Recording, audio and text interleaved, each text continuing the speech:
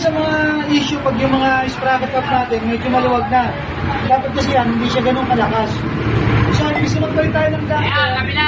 Solution pa dito, kahit hindi mo tayo magpalit. Tignan nyo ha. Lakas, di ba? So, solusyon yan, iipitan lang muna natin dito ng mga interior. Pupunod tayo, kailangan natin mga interior tube. Pupunod lang tayo natin yan.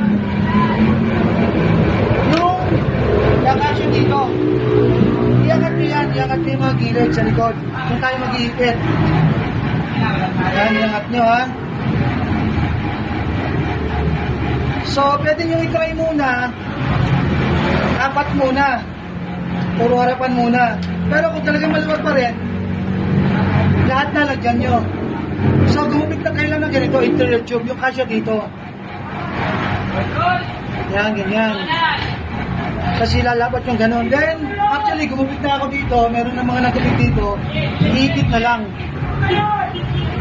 Yan. Ipit-ipit lang yan. Okay. Gumupit na kanina, meron na tayo nagupit. Para mabilis yung demo natin. Yan. Dito kayo mag-iipit sa likod, wag sa harap. Kasi mabubugbog yan ng ano, ng harap. Wag sa harap.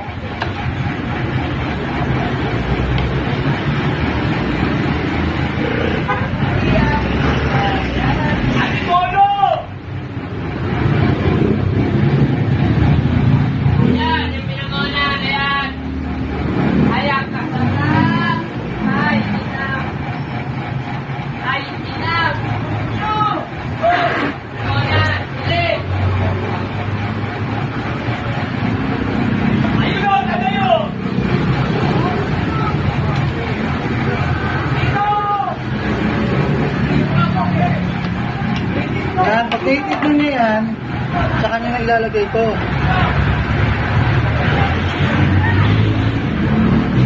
Diba? Wala na siyang halos galaw ngayon. Okay lang yan, medyo masikip. Kasi maganda naman yan, mabibreakin yan, goma kumbaga, luluwag na konti yan. Mas maganda yan, masikip. Mas mayroon pagka, wag muna kayo kabalit ng rubber duckler. Try nyo muna ipitan.